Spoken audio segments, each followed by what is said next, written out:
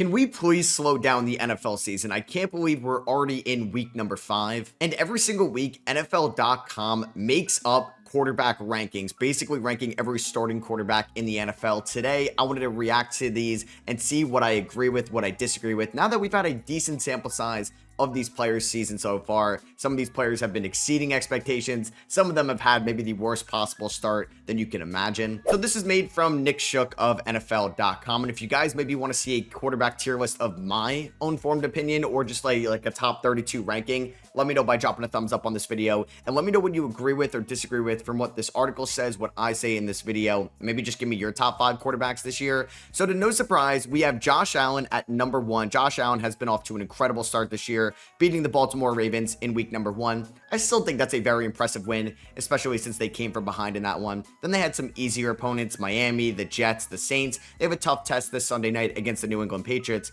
although they are like 8-point favorites in that game. It does feel like Josh Allen is on his way to potentially going back-to-back in MVP awards, something we haven't seen since Aaron Rodgers. The Bills are 4-0. He's got it done in the air. He's got it done on the ground, and I feel like Josh Allen is playing at the top of his game right now. I am shocked that Patrick Mahomes is still there in the top 3 this season. I mean, if we're looking at this year in a vacuum, this may be a hot take, but I feel like Matthew Stafford is playing some of the best football in his career. His precision, his chemistry with Puka, the way he's able to just get the ball downfield, absorb hits, the deep balls on point. Just like his no-look passes are on point as well this year, and I feel like they don't even have the best offensive line in the world. I do think Puka should be there in the top 3. I think I would still have Puka above Justin Herbert, although Herbert has been fantastic this year as well. Patrick Mahomes being number 2. I mean, the Chiefs' offense has not lived up to their expectations for the last few years now, ever since they traded away Tyreek Hill, ever since they hired Matt Nagy. But Patrick Mahomes looked like vintage Patrick Mahomes in week number 4 against the Baltimore Ravens. I mean, he's in his prime, so I don't know if saying he looks like vintage Patrick Mahomes makes any sense. But I do believe Mahomes has been better as of late, and he's going to get, like, he just got Xavier Worthy back. He's going to get Rashee Rice back very soon. And hopefully we just see this offense come together. Maybe they can add a playmaker in the backfield at the deadline. I don't know if there's going to be like a Breece Hall available, maybe an Alvin Kamara available, who knows. But Justin Herbert does make the number 3 spot. I mean, Herbert has been great this year without his blue chip tackle in Rashawn Slater, who tore his ACL before the season started. And then Joe Alt also went down with a high ankle sprain against the Giants.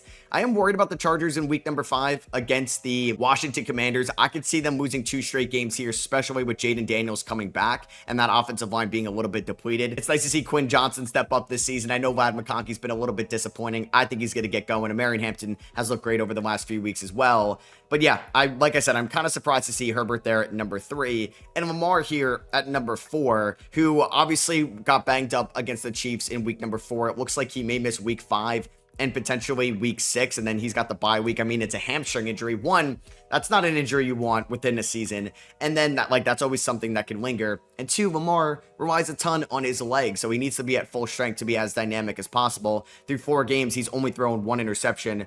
Herbert's the only guy here that has thrown more than 1 interception. He's thrown 3 here. He's got 2 fumbles. Lamar's got 2 fumbles. Lamar has 166 rushing yards, which feels low, or Patrick Mahomes feels high at 130. Allen at 159. But yeah, Lamar there at number 4.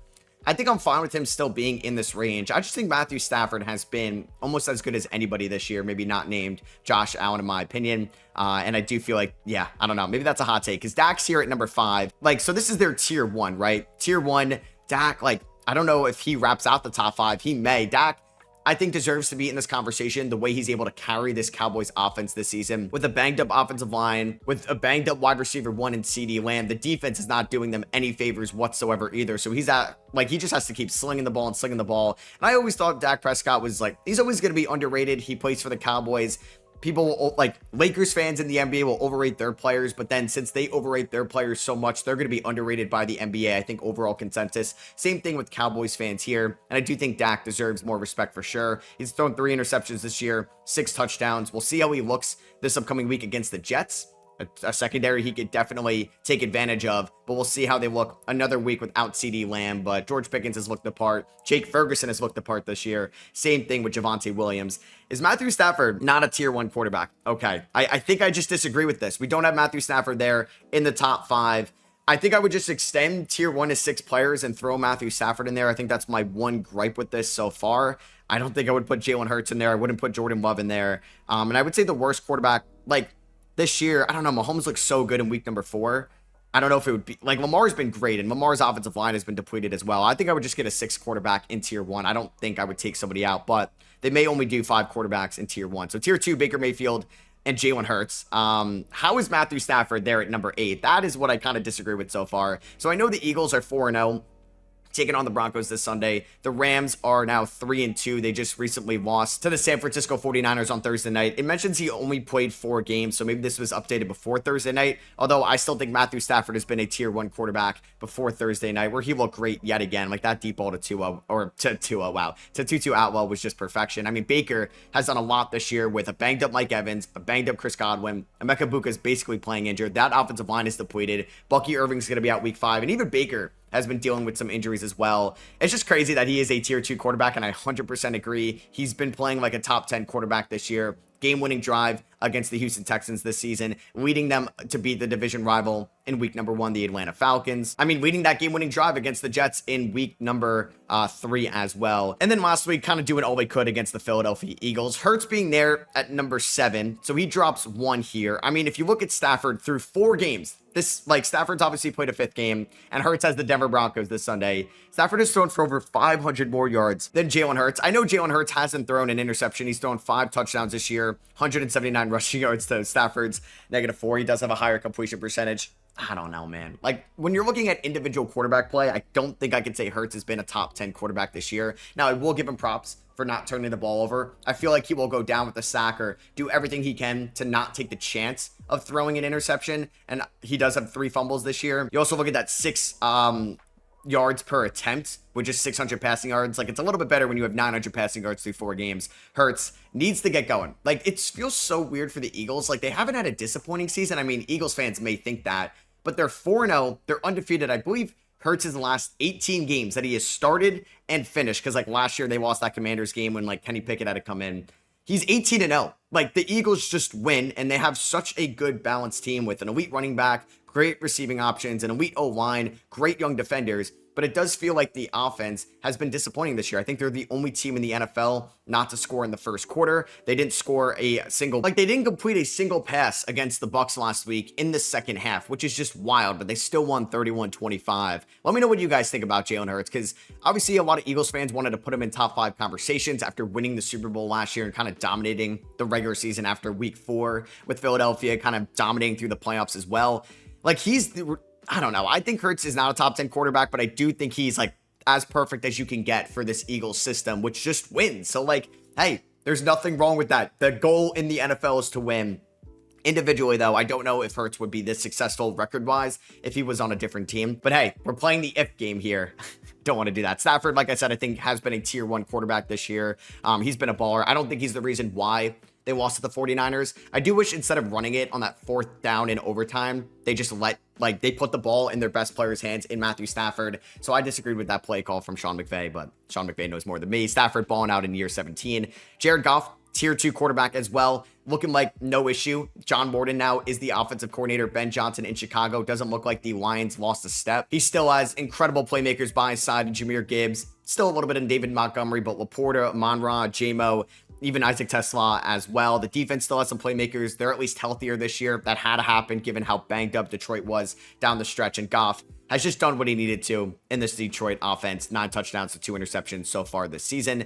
So now we go into tier number 3. I don't know if there's any, I guess I would bump down Hurts a tier into tier number 3 on an individual standpoint. I do give him props for not throwing an interception this year, but I just don't think he's been a top 10 quarterback this year individually. But then who would I put ahead of Hurts?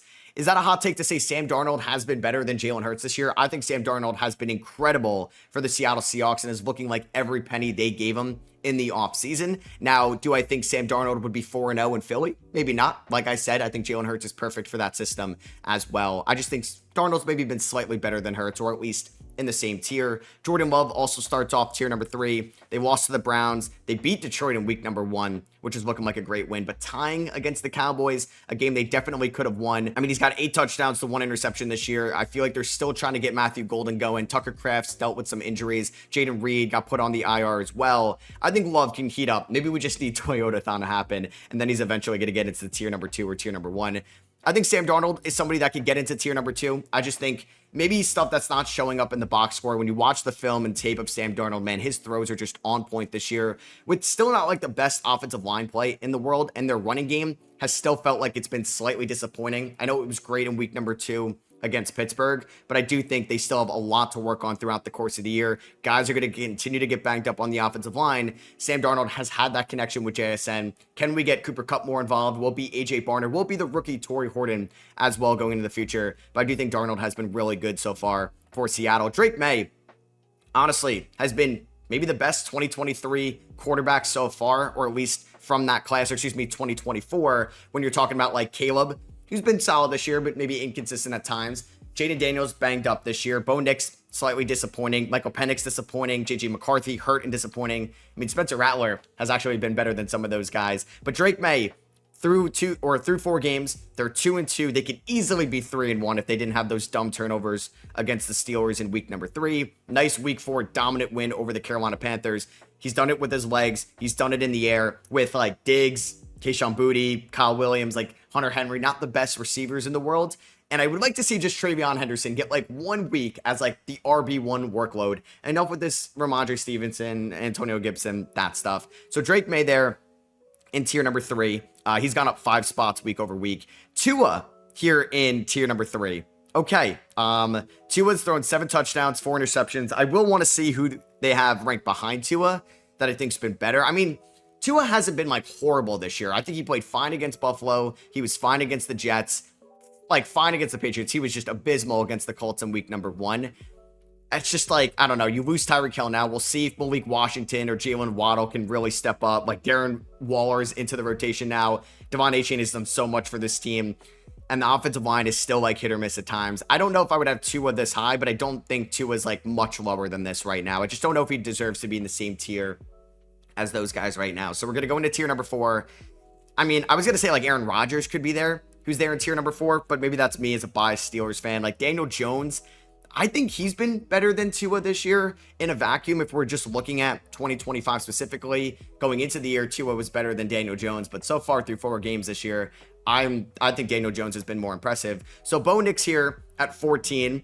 I don't know if that's slightly high as well. Denver did lose against the Colts and the Chargers, just kind of like late games that just didn't go their way, right? Like these kind of are coin flips, these 1-score games, and then they took care of business on Monday night against the Cincinnati Bengals. Bo Nix did look better, and he can kind of just spread the ball to a bunch of different receivers, and that's why Sean Payton kind of fell in love with him in the pre-draft process. So he comes in at 14. Aaron Rodgers at 15. Yeah, you know what? I think 15 is actually fine. I think you can make an argument Tua over Rodgers. I think maybe Daniel Jones has been better than Tua this year. You could probably make an argument Bo Nix, but I'm not really going to die on that hill either. Aaron Rodgers, though, 3 interceptions, 8 touchdowns. The Steelers are 3-1. They beat the Jets, scored a lot of points against the Jets, and then their offense did not look great in week number 2 against Seattle. It still kind of looks stagnant a little bit against New England in week number 3. Week 4 in Ireland, where offense kind of goes to die a little bit. He was good, but they didn't really throw the ball a ton. He was like 18 of 22. Obviously had that long touchdown to DK Metcalf. Not a ton of ball movement in the second half, but they were getting the ground game going. It was a lot of Kenneth Gainwell.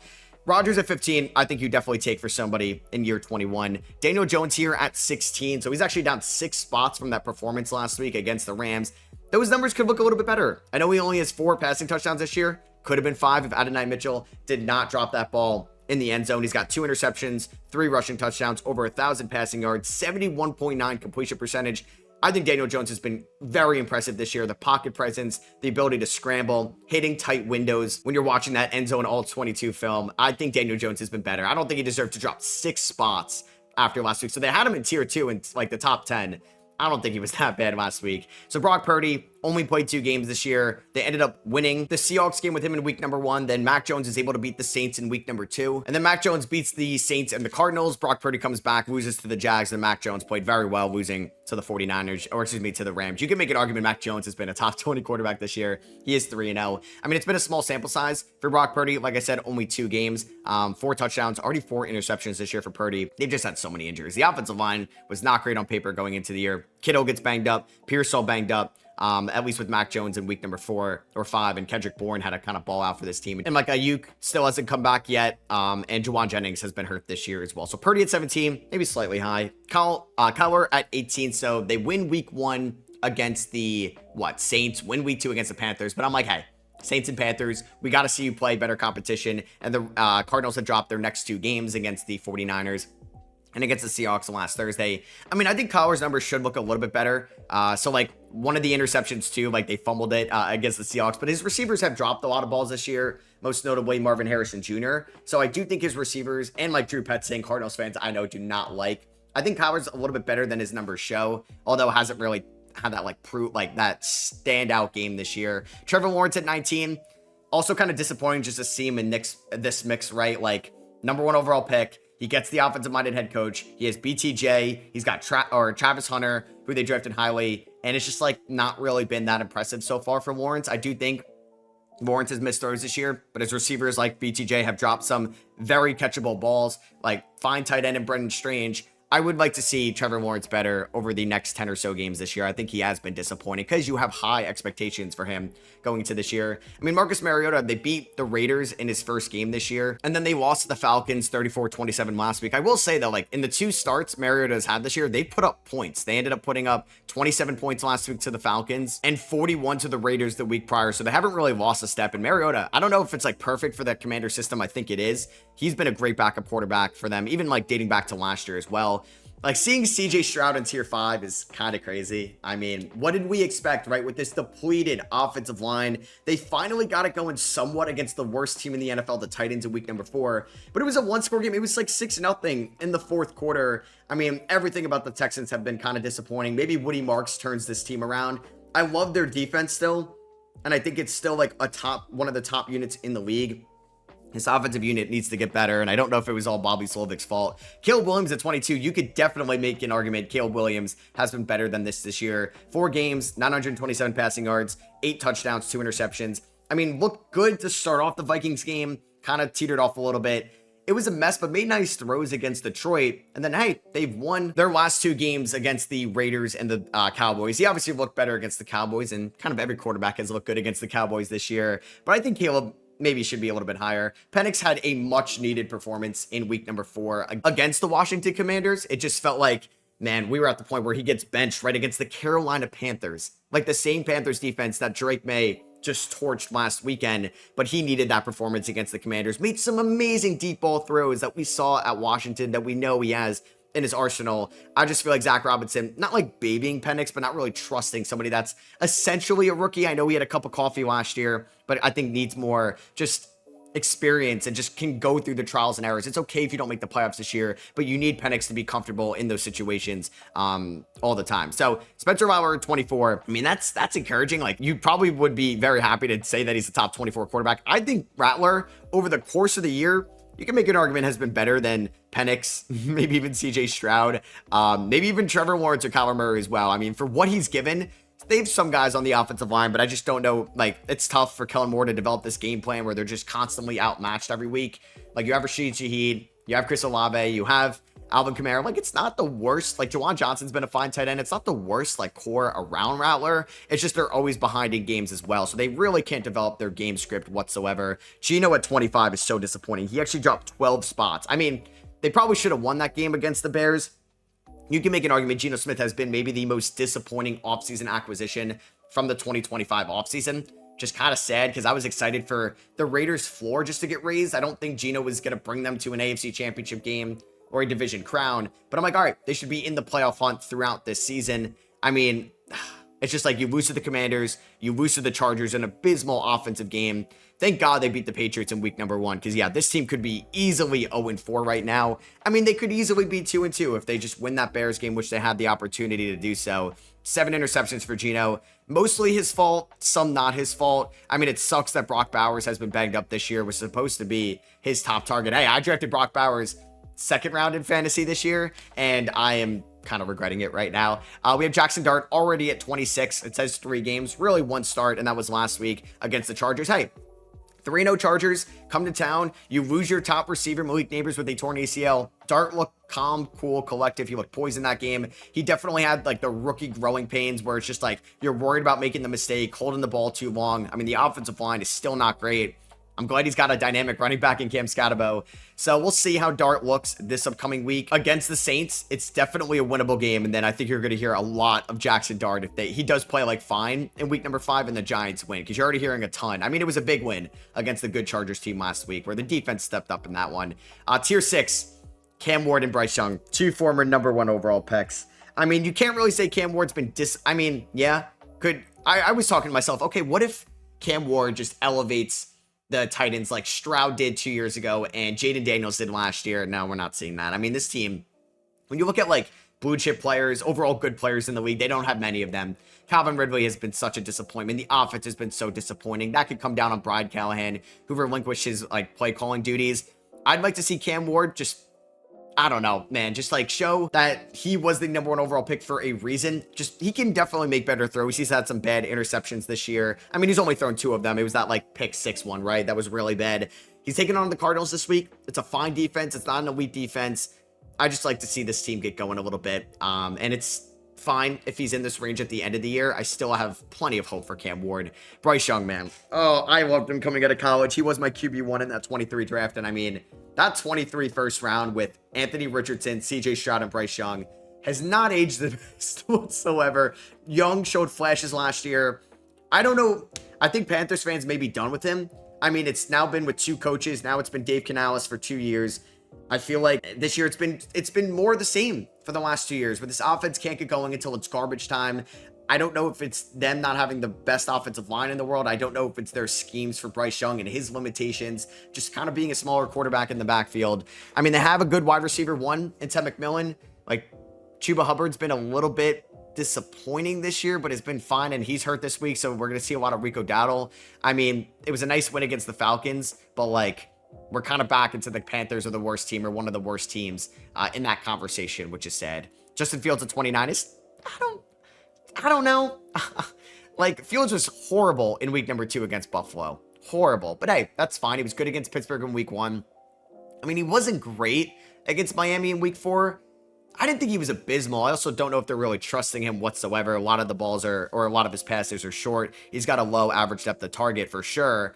He's got it done with his his legs. He hasn't thrown an interception this year. He's got 3 rushing touchdowns. You can make an argument Fields has been better than Bryce Young, Cam Ward, Jackson Dart, Geno Smith. I think he's been better than, I don't know, as a pure passer, maybe it's tough. I don't know. I don't know if Fields should be 29, but at this point, we're splitting hairs. Who's 30? So this is tier 7. Carson Wentz. Hey, it was a fun Bengals game. Kind of came back down to earth a little bit. Threw for a lot of yards against the Steelers. A lot of that coming on that Jordan Addison throw. He's just like, yeah, year 10 backup at this point. We'll see how he looks this week in London now against the Cleveland Browns, who have a good defense. We have Joe Flacco here at 31. You can make an argument. I think he should, I don't know. I was going to say, I think he should be 32. Is this going to 32? Yeah. I mean, Flacco has been so bad. So many bad interceptions this year. And that's why we're seeing Dylan Gabriel this week as well. So we'll see. I mean, you really can't be much worse than the first 4 weeks of Joe Flacco in year number 18. Crazy that he's the starter. And then Jake Browning here. Yeah.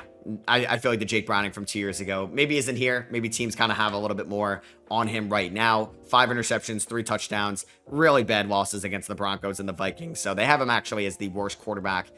I think I would actually say he's been better than Flacco. I think Flacco's been the worst quarterback in the league. So that's going to be for me. Hope you guys did enjoy. Let me know what you agree or disagree with from this article or anything I said in this video down below. If you did enjoy, I'd appreciate you dropping a thumbs up. And if you want to see my quarterback ranking or tier list, let me know. We can do that after week number 5. Catch you guys in the next one. Peace.